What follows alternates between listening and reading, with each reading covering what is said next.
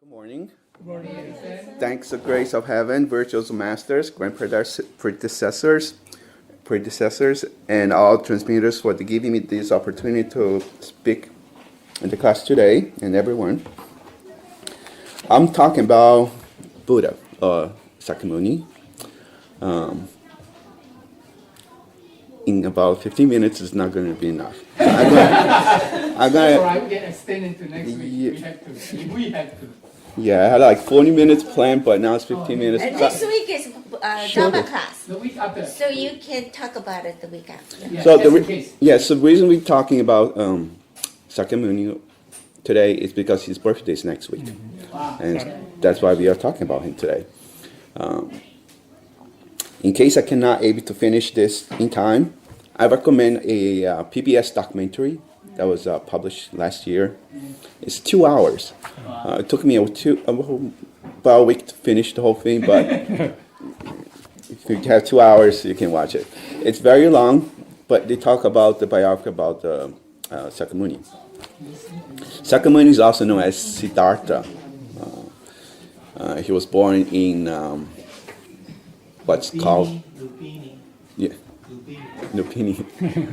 Today's Nepal. It's very close to India, like a couple miles from India. Right. Back then it was Lupini. Today it's called Nepal. It's a little island just below India. What? No, it's not an island. No, it's a inland. country, but It's But it's, Lubini is in southern edge of Nepal. It's close to the east side. It's near the center of Nepal. It's very close to south northeast India. yeah, I had a map, but I Yeah, Lubini. didn't print the it. map. Or present day. You can look it up on the map. Right. It was around 6 BC that when he was born. No, Earlier 550 than- BC. 550. Sixth century. 6 BC. 6th century BC. 6th century BC. Yeah. Not 6 BC. Sorry. 6th century BC. That's around 500. 2,500 years ago. Right. 2,500. So when he was born, the way he was born was an unusual birth. His mom, Queen Maya, Elephant. right, had a white elephant that came to her, Six tusks. and 6 tusks? just ducks. Represent the six pyramids. Oh, A interesting. white elephant with we call that flower. I keep forgetting. The The lotus flower, right?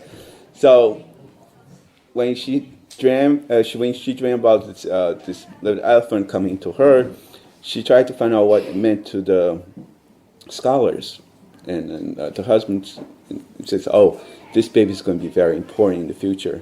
It's going to be somebody important." Omens. So when the baby was born, the Queen Maya, she did not feel any pain when the baby was born. In some aspects, that they said some tree branches like came down to help her, calm her, to comfort her, and there was music being played around in the forest when the baby was born.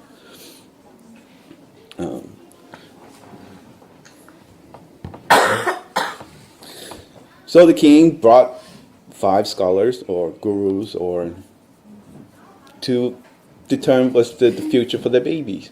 And all these 5 people, except for one of them, they said, 4 of them says, oh, he's going to be a great king or a religious leader. But except for one person that said, oh, he's going to be a religious leader.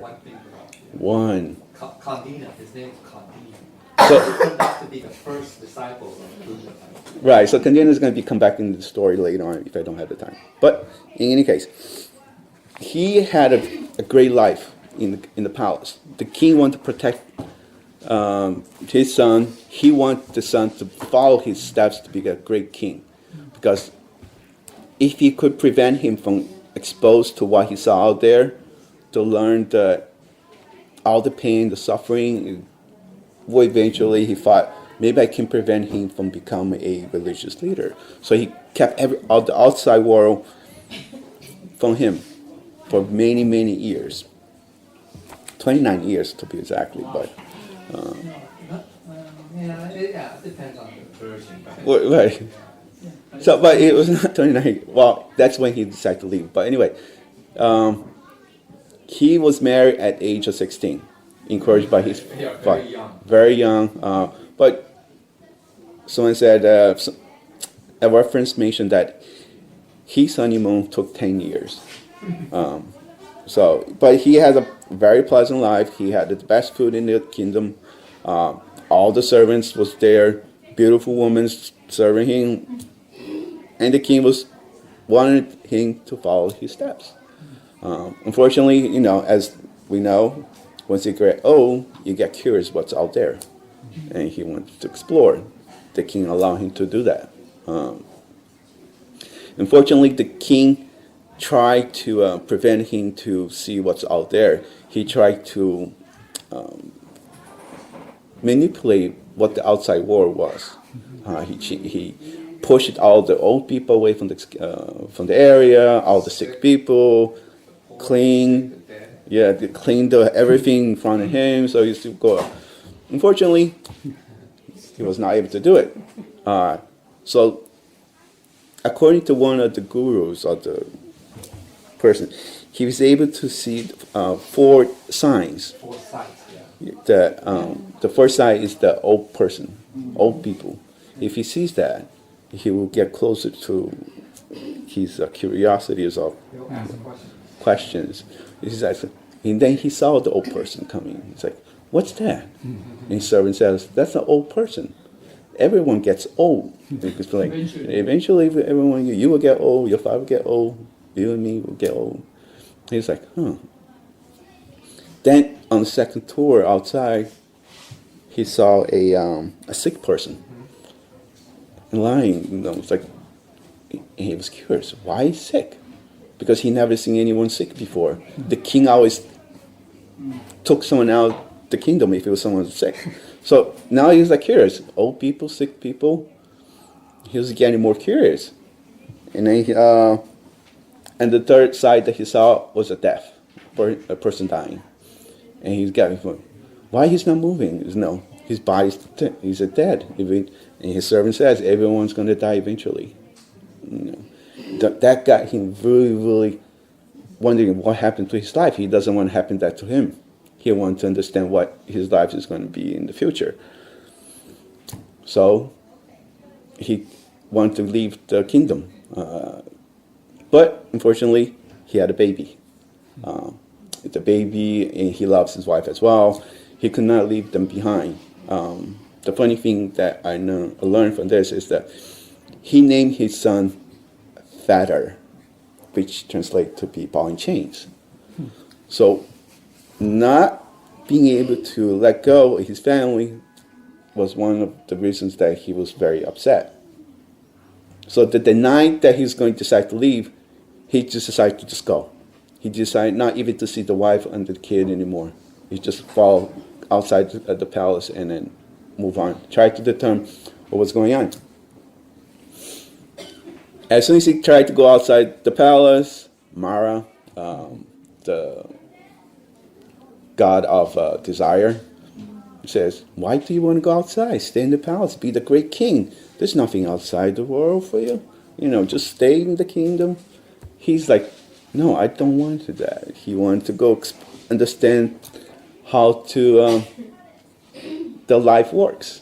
He had all the experience and pleasures, but he never felt the depression that the sadness that he encountered. He was able to see it.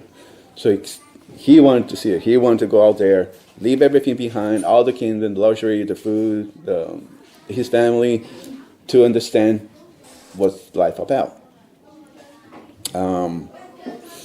So he goes out there, but he did not do it by himself. He did not just go into the Bodhi tree and sit down. He had some helpers, not helpers, but some teachers, gurus, that explained to him what those life is going to be. He tried to understand with them that the life cycle goes. There's a life cycle in the humans that people die, comes back as animals or humans. He wanted to understand more of those parts. He tried to learn the meditation, the yoga. Yep. one version is that he sought out two masters. The first one taught him yoga, meditation,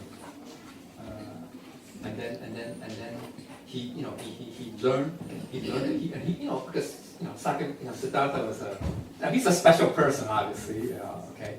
So he mastered it, everything more than what even the master taught him. And so one day the master said, "There's nothing more I could teach you. You've mastered everything, even more than I have. So there's not so Siddhartha was still curious.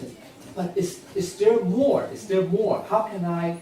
He asked the masters one more question. He goes, "How can I transcend birth, aging, sickness, and death?" You know that? And the master says, "I can't teach you that. I can only teach you how to meditate and everything, be still and endure everything." So he left. So he saw the second, not yoga master, another master who taught him how to discipline, how to endure pain, suffering. Okay, ascetic, ascetic, asceticism. Okay, so that's why you see in Hindu gurus sometimes they could walk through fire, right? Coal, the coal fire, or sleep on or sit on nails, bed of nails. So they taught him about that and how to fast. One meal one day, okay, no problem. So taught him how to do that. So you notice that's an extreme, right? There are a couple of extremes. So that's also there's a message in those experiences. The first one teach him how to jing, right? How to jing, just jing, just how to meditate, be still, do nothing. So that's one extreme, right? So the second master taught him how to endure pain, suffering, rain, no problem, hunger, no problem. That's the other extreme. Get it? Okay? And then so he asked his master, "Well, how can I escape birth and death?" No can help. There's no solution. So he left. You know that? Mm-hmm. And he just so happens those the five scholars that his father brought him to prophesy his life, right? Many years ago, 20 plus years ago, they also followed him. You know that? They were also students, disciples of the yoga masters, and that. So they left with him. They went to the forest, right, and started practicing their own, how to fast, how to endure pain, and everything, right? The five. Kandina was one of them. He was the youngest. Well, now he's older because he's older than Buddha. But it's the four of them. The four others are the sons of those five gurus. You know that? Or those four gurus, whatever. Four scholars that 20 plus years ago when Buddha was born to prophesize his life. But anyway, so they practice how to endure pain, suffering. They try to only eat. They went to the extreme. They're trying to eat only one rice a day or something like that. Whatever. Sesame. Well, Buddha went further extreme. Buddha, because he was exceptional. He's a special person, like I said. Okay, so he goes, "Oh, you know what? I'll try to eat." Well, they say one sesame seed, one mustard seed, whatever, something a day. And he lost weight, man. He became so skinny that he's not like a skin and bones. They say. Okay, so one day he was, he'll eat one sesame seed or one mustard seed a day. So he was by the river. He wanted to either clean himself or something. He passed out, and he nearly drowned. But then a shepherd girl.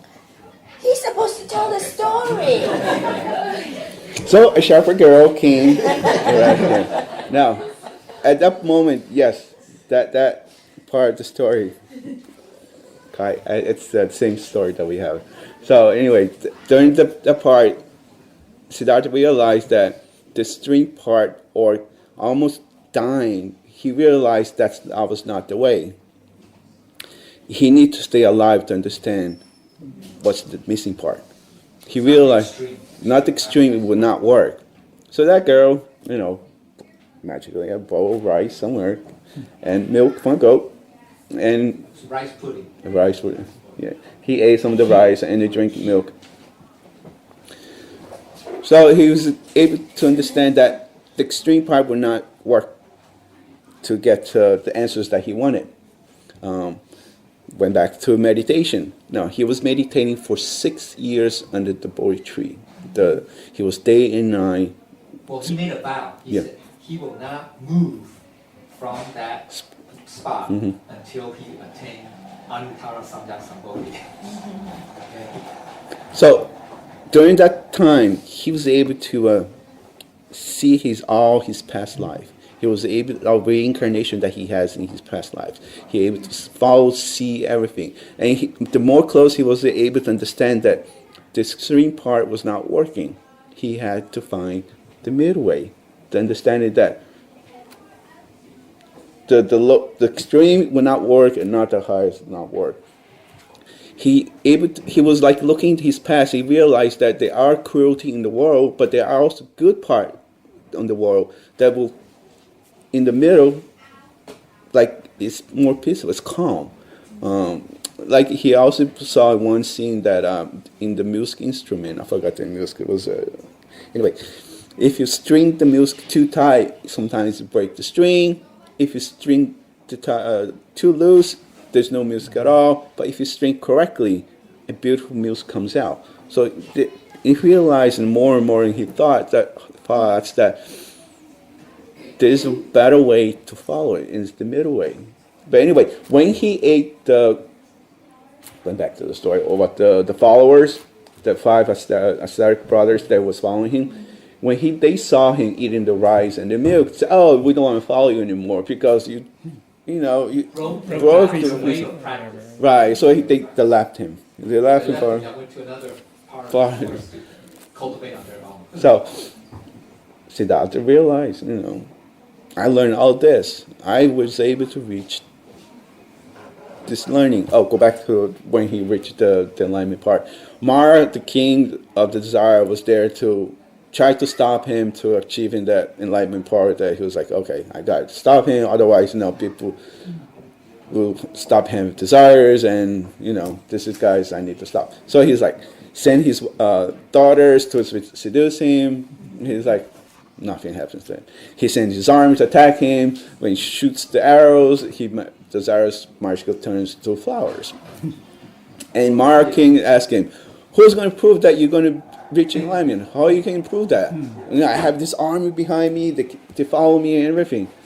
He's like, attack it. So he magically touched the ground.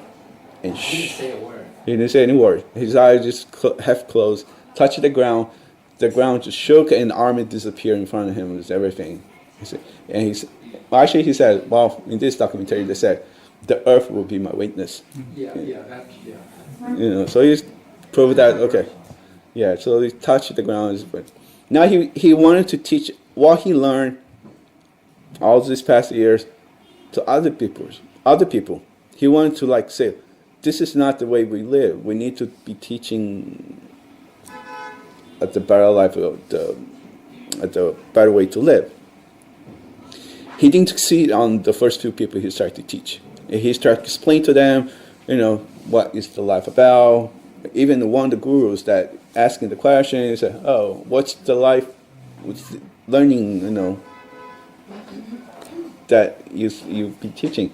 They said, okay, then he left. He realized... Well, he tried to spread his discovery to the 2 gurus that he learned from before. I thought one of the gurus died. Yeah, one of them passed away. Yeah. The second one didn't. Yeah, so then he left and he went to those 5 brothers. Right, so the 5 brothers, they were not close by. He had to walk far away to look for them. And he was able to finally explain to them what was the whole point of the life. In the terms of that was the first Dharma. Yes, probably. Anyway. The Eightfold Paths. Right, inside the 4 Noble Truths. That's what he taught. His 4 Noble Truths was the principles of the life. He explained to them the suffering, what's created by our own mind, and why we have the suffering, what causes the suffering, the 4 Noble Truths. And in our life, there's desire, and we need to see how to use the desire for a better way to live. like desire to become a Buddha, that's a good thing to do. There are ways we can control those. And finally, the eightfold path that he had to explain to it. We don't have time for that, which is a lot of time. Anyway, Siddhartha was the Buddha in the Red era, and he passing the mandate to the first, Mahakasyapa, the first patriarch. And Ananda was the second cousin, but that's another story. Okay. That was everything. There are many parts. There's a lot of story. There's a lot of information online and everywhere that you can get it. But I was Did you able to finish? On time? Really? I had 40 minutes, but I had to share it short. Can I ask something? Yes. Did Buddha receive down and how is the There are pieces. I mean, because Edison can't go through in detail the whole story. This is too long. I mean, when he was meditating under the Bodhi tree, when he finally attained enlightenment, quote unquote, right?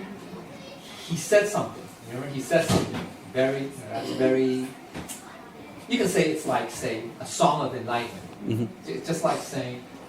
When all the, just like later on, later in history, all the Zen masters, just like the sixth patriarch, just like the fifth patriarch, all the patriarchs, when they became enlightened, they all have they have an expression. They have to say something. Famous, 几句嘛，就是物句嘛，物句语嘛，就是 it's a poem, verse. You can say verse, right? A verse of enlightenment. They call it song enlightenment. Okay, so he did say something, right? He said. Well, depending on the translation, let's say, 妙哉, right?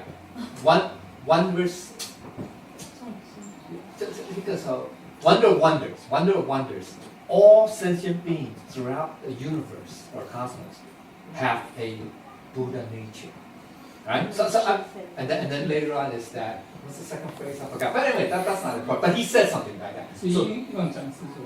Yeah, that's right. So he said all things come from there. And all phenomena, all reality, all perception, right? It's just like the guy holding a flower, right? When you're holding a flower, because what sees the flower? It's not your eye, not your conscious mind. It's your Buddha nature. It's a Buddha nature that allows your conscious mind through the eyes to see the flower. Right? So that's the second phrase, and it means that. That means that it's your Buddha nature that perceives all reality, all phenomena, only from okay, just like the Zen story, right? 我看再看山还是山，再看河还是河. The third phrase, it's just the same meaning as that. Get it? Okay, so when he became enlightened, now that was after Lord Mara tempted him. Okay, who appeared? 要印证啊，要印证，right？ 要一个印证。Your question is Dipankara, 兰登古夫 Dipankara showed up, and 兰登古夫 gave him the mandate and literally you can say the 三宝 Confirmation. Okay? Path, right? Confirmation. Yeah, the confirmation. Because he was enlightened, but he just needed but you need confirmation. So another Buddha appeared. It was the prior Buddha. I mean, not the prior Buddha, but whatever. In the previous cycle or the prior era. I made it, don't worry. I made You Did better, or Garrett. you're gonna Okay? pick it up. So that's why. And also Landon Gufu asked Buddha to go spread the teaching. Because Buddha was so happy, right? Well, I'm enlightened, I'm Buddha. I don't have to do anything. He doesn't have to do anything. But Landon Gufu convinced him to say, 因为他给他一个使命，一个 mandate, say you have to go and